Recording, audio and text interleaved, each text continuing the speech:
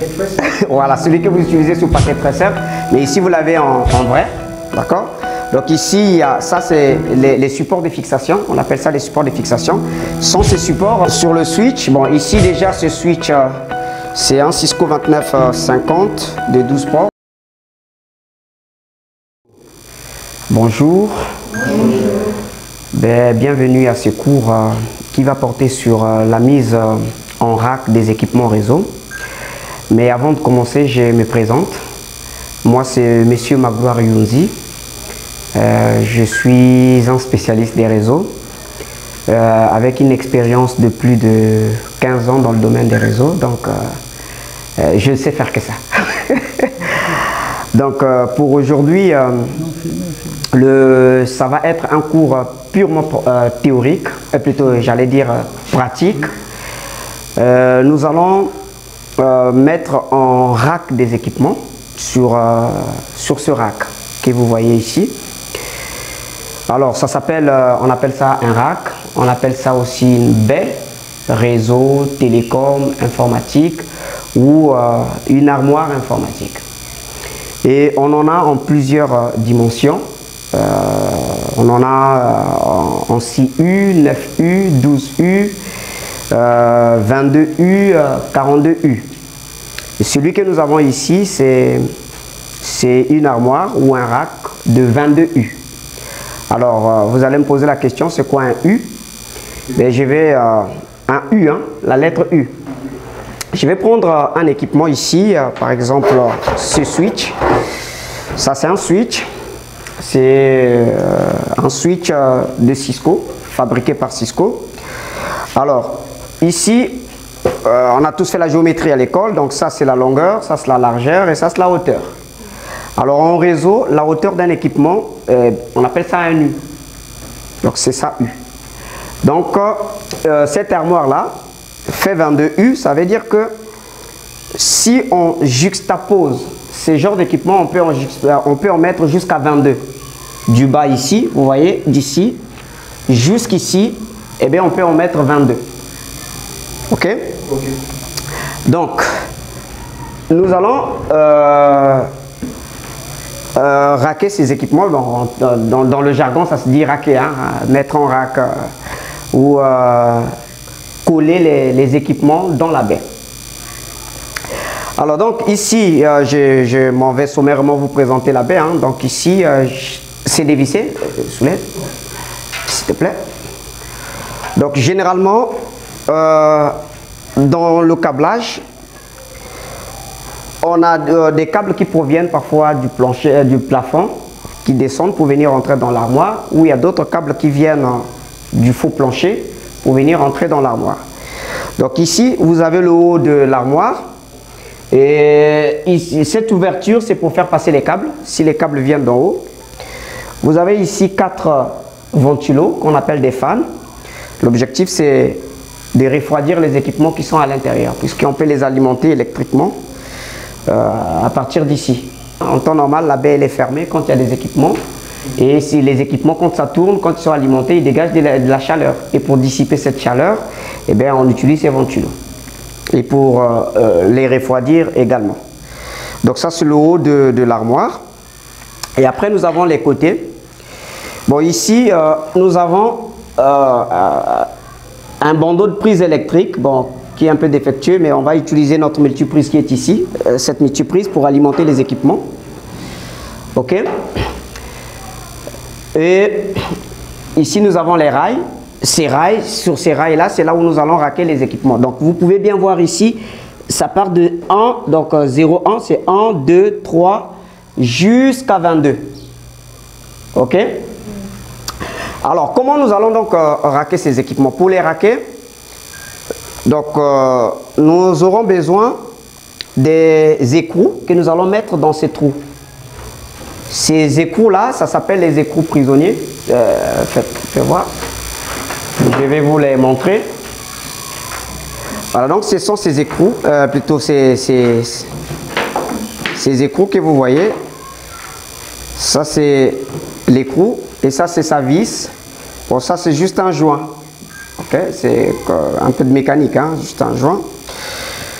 Donc, ce sont ces éléments qui vont nous permettre de fixer nos équipements dans l'armoire.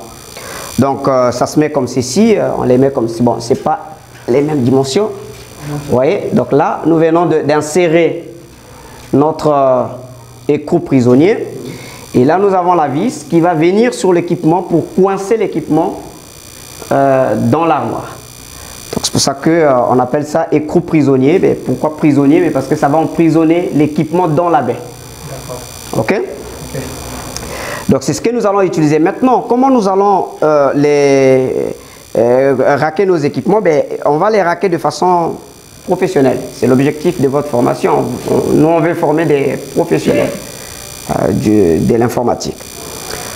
Donc, la partie du haut, toute la partie du haut jusqu'à, donc à partir de 16 U jusqu'à 22 U, nous allons laisser cette partie pour le câblage, ce qu'on va appeler la répartition, le bandeau de répartition. C'est-à-dire que ici, nous aurons là où vont aboutir les prises qui proviennent des PC. Ils vont être là. Puis, nous allons laisser un espace ici pour faire passer les câbles. Donc, le U17. Et à partir du U16, nous allons mettre notre routeur. Le routeur, il va être en haut. Et nous allons espacer ici l'U15. On va mettre ce qu'on appelle en réseau un passe-fil. On n'en a pas, mais c'est un espace. C'est pour laisser passer les câbles. Pour que ça soit propre. OK? Et puis, nous allons mettre notre premier switch ici. Nous allons laisser le U11 libre pour faire passer les câbles. Et le U10, nous allons mettre un autre switch. D'accord? Et normalement, l'alimentation, bon, il y a des, comment on appelle, il y a des bandeaux de prise électrique qui existent, qu'on raque dans les armoires. Mais nous, on n'en a pas. Sinon, le premier U, généralement, les 2 ou les 3 premiers U, ils sont réservés pour mettre l'alimentation. Donc, c'est un bandeau comme ça. Il vient comme ça, il est long comme ça, avec des oreilles ou avec des attaches comme le switch. En jargon, on les appelle les oreilles. Les supports de fixation, comme ça, et on les fixe comme ça. Et généralement, on fixe au milieu, là, le deuxième U. Le premier U est laissé libre pour faire passer les câbles électriques, puisque les câbles vont venir comme ça pour venir sur la prise électrique. OK? Bon, on n'en a pas, mais nous, on va utiliser cette prise électrique qui n'est pas trop pour l'industrie. OK? Maintenant, sur le switch, bon, ici déjà, ce switch, c'est un Cisco 2950 de 12 ports. Voilà, celui que vous utilisez sur paquet tracer, mais ici, vous l'avez en vrai. D'accord? Donc ici, il y a, ça c'est les supports de fixation, on appelle ça les supports de fixation. Sans ces supports, on ne peut pas les fixer dans les armoires. Hein, vous serez obligé de les poser sur la table. Et donc, généralement, quand vous achetez un switch, quand il sort du carton, il y a tous ces accessoires, y compris ces supports de fixation. Bon, ici, c'est déjà fixé. Donc, on va les utiliser. Donc, pour commencer, j'aurai besoin d'une fille. On commence toujours par la galanterie oblige, d'accord? De venir voir avec moi comment on va... Ouais, tu peux passer comme ça. Donc on va venir sur le U10. Le U10, ouais, tu vois, je fais ceci. Le U10 est là. C'est là où on va poser notre premier switch. D'accord? Tu vois, je fais rentrer ça comme ça. Et j'appuie un peu, ça monte. C'est bon? Puis, je prends le deuxième écrou prisonnier. Je le mets là. J'appuie, ça rentre. D'accord? Ici, c'est vide. Ça fait un U. Donc, c'est la dimension d'un équipement. Si ton équipement fait 2 U, pour le raquer, tu viens mettre là. Parce qu'il y a des équipements qui ont cette dimension-là, qui ont cette hauteur. D'accord? Mais le nôtre, notre switch, il fait un U. Donc, on va le mettre ici. Mais on a... Ah, voilà. Ça veut dire que tu suis, c'est très bien. Voilà, on est là. Et ça sont les vis, donc tu les tiens. Je vais te donner des autres écrous prisonniers.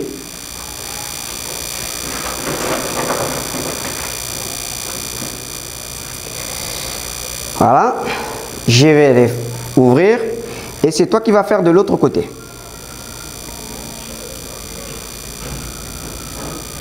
Ok, vas-y, donc tu insères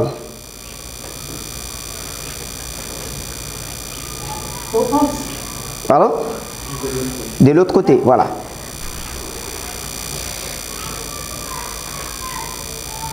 Est-ce que tu peux te mettre des profils pour qu'on puisse regarder ce que tu fais? Voilà. C'est à quelle position que tu mets ça? Ok.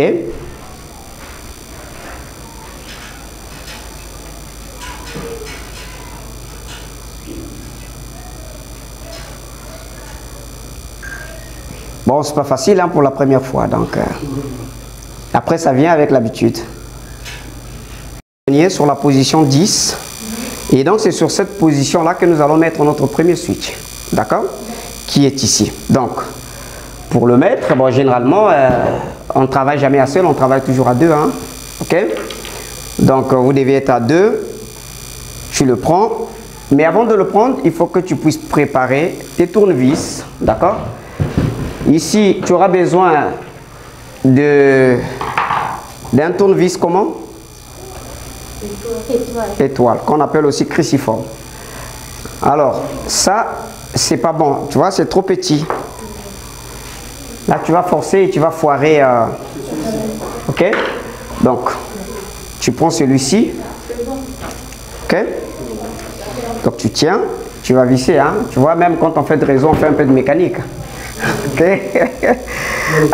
Alors, tu tiens. Bon, là, c'est un petit switch qui pèse pas trop, donc tu peux le tenir seul, mais il y a des switches qui pèsent, que tu peux pas tenir tout seul. Donc là, on va le faire à deux, et c'est à toi de fixer le switch. Alors, avant de fixer, quand tu travailles, les bonnes pratiques veulent que, une fois, tu me suis? Quand tu commences à fixer, on fixe d'abord les diagonales, ou les diagonales, d'accord? Pour permettre à l'équipement d'être en équilibre, et après, tu peux, parce que si tu fixes juste un côté, moins de faux pas, ça va descendre. Et s'il y a des équipements en production en bas, ben, tu peux couper ces équipements ou tu peux les endommager. D'accord? Donc tu commences d'abord à visser les diagonales. Ok? Alors vas-y.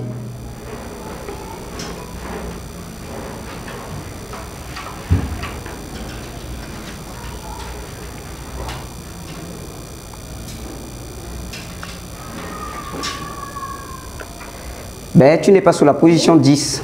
Ton switch est tordu. Voilà, là tu es sur la position 10.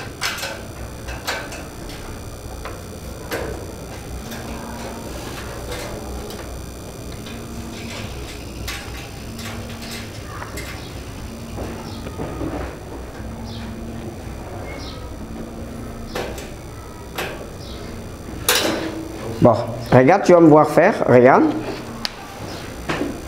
Tu as enlevé la vis. L'écrou s'est enlevé? Non.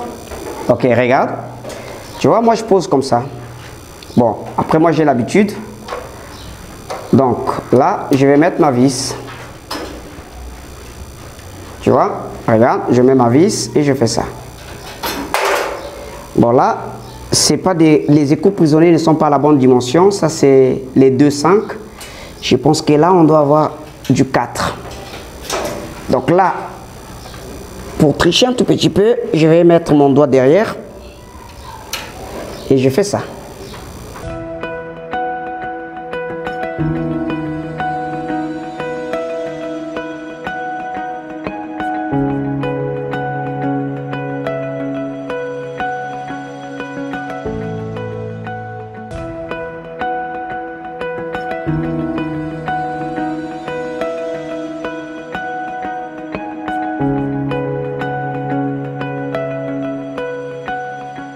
Tu vois, moi j'ai vissé ici, tu aurais dû visser là. D'accord? Ok, bon, mais qu'à cela ne tienne, on va avancer.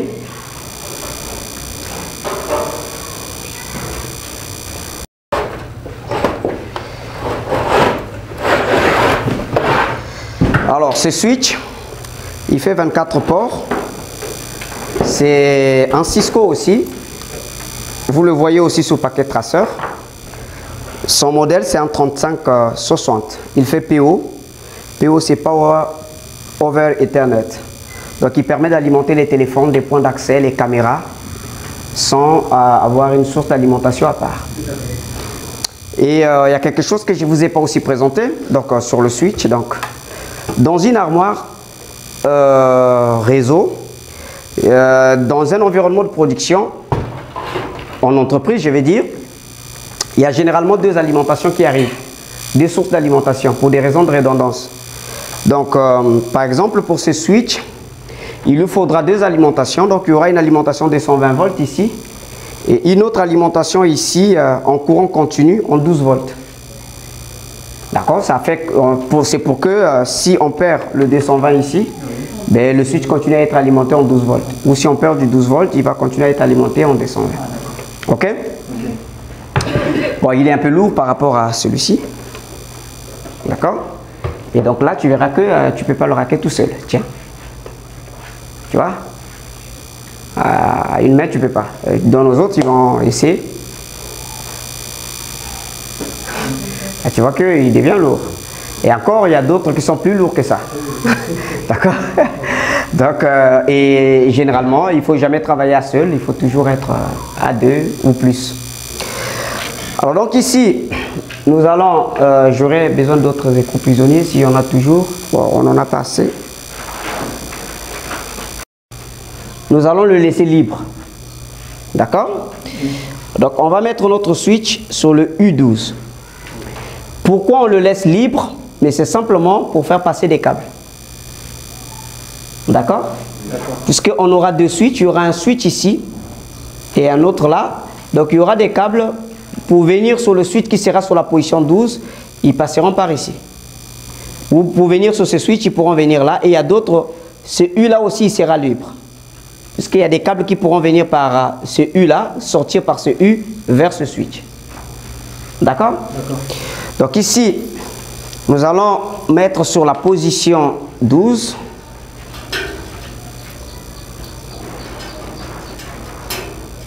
Voilà, bon, c'est pas trop la bonne dimension. Donc ça... Oui, on va mettre les mains. Et là, 12. Et 12.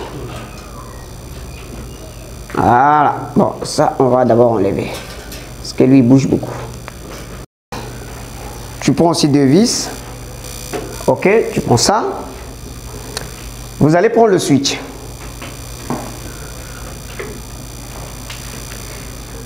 Alors, donc, il faut bien voir hein, comment le raquer. Hein, ne le faites pas comme ça. Comme ça, vous allez l'inverser. Bon, c'est vrai que ça va tourner, mais ça va toujours marcher. Mais ça ne serait pas bien. D'accord? D'accord. Okay.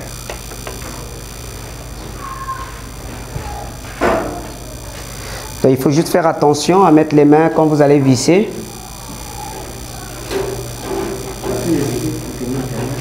Ok, il y a un autre peut aller les aider pour tenir derrière, voilà. Toi, tu peux tenir par ici. Non, c'est bon. Un peu comme sur cette photo, vous voyez? Vous voyez, ici, on a un bandeau de prise en haut, si vous voyez bien. Et les câbles, ils partent d'ici, ils rentrent dans la baie et ils ressortent vers ici. Un peu comme sur cette photo. D'accord?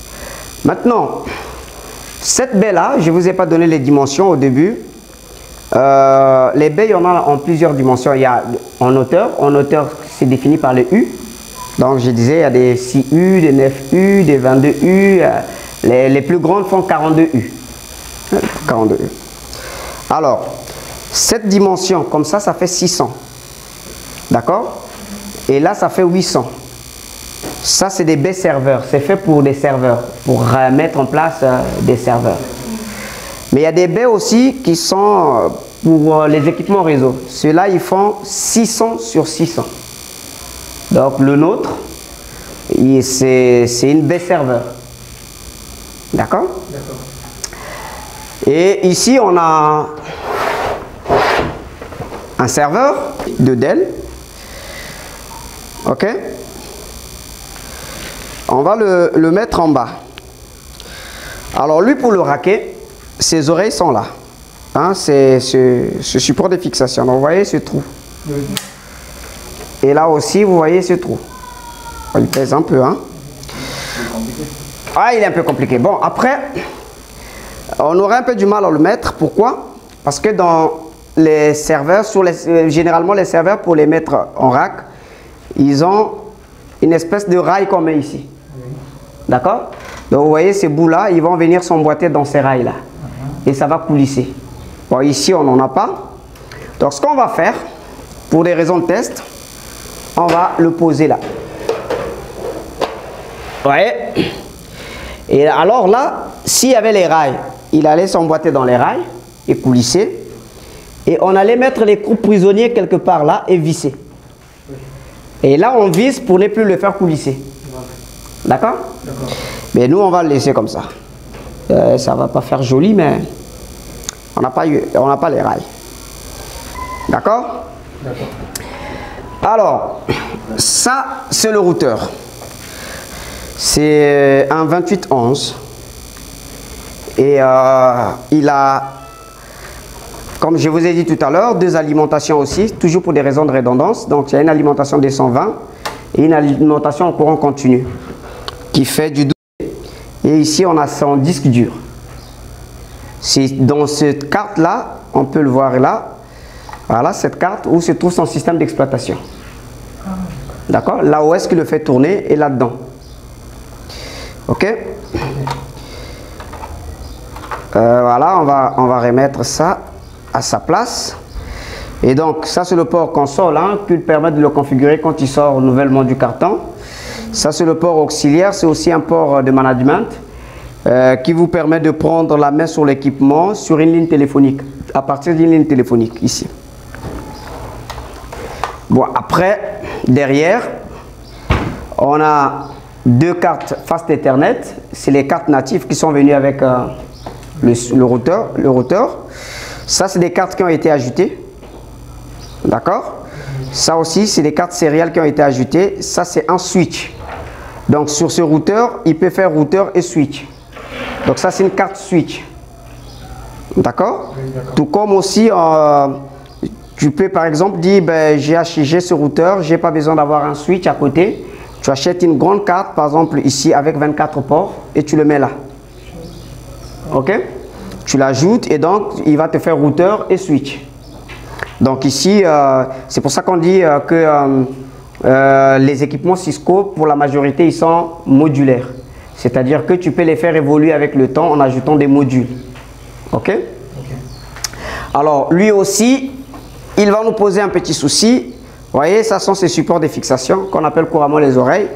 Sauf que on lui avait coupé l'autre oreille. D'accord? Donc, on va le poser juste. Mais vous avez compris le principe, non? Donc, on aurait dû le mettre quelque part là. Donc, en fait, lui, il allait être ici. Le serveur n'allait pas être là. Lui, il allait être là. Ça allait être libre. D'accord? Pour faire passer les câbles. Donc, cette partie n'allait pas exister. Ici, ça allait être libre. Et lui, on devait le raquer là. Et le serveur, on devait le mettre quelque part là. D'accord? D'accord. Eh bien, donc là, vous avez compris le principe, comment on rack les équipements. Et ce qui reste à faire, c'est maintenant de les mettre sous tension. Voilà. Donc, les alimenter. Bon, mais ici, on n'a qu'une seule source d'alimentation.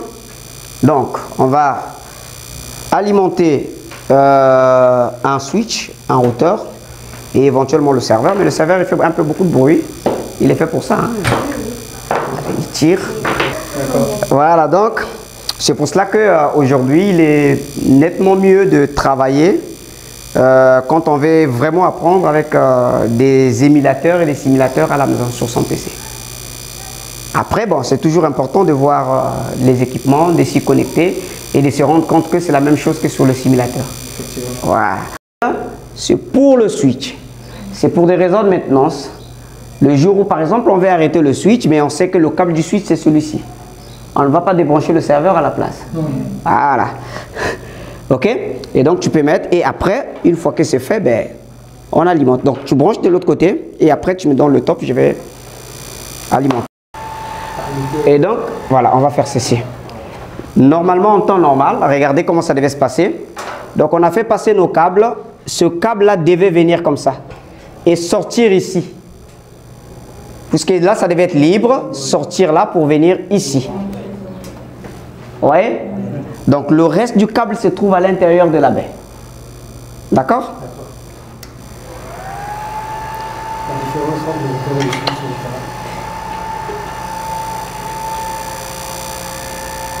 Ça, c'est le routeur. c'est juste à l'image. La différence entre le switch et le routeur, physiquement, le câble c'est un chip. Ah, d'accord. Le switch n'a pas de bouton d'allumage. Ouais, ouais, exactement, ouais. Le switch, vous voyez, le routeur, lui, il a un bouton d'allumage, mais le switch n'en a pas. Ouais, c'est ce qu'il voulait me faire, moi. Le serveur est branché. Il y a un câble connecté.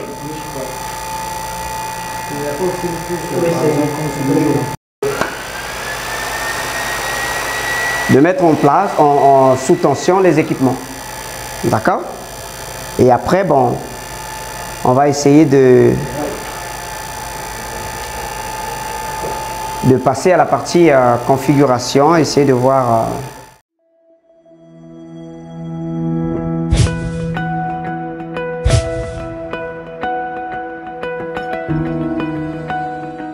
Alors, mesdames, il y a des questions? Tout est clair? Ah, moi je suis inquiet, jeune homme. Ça va? Moi je suis inquiet.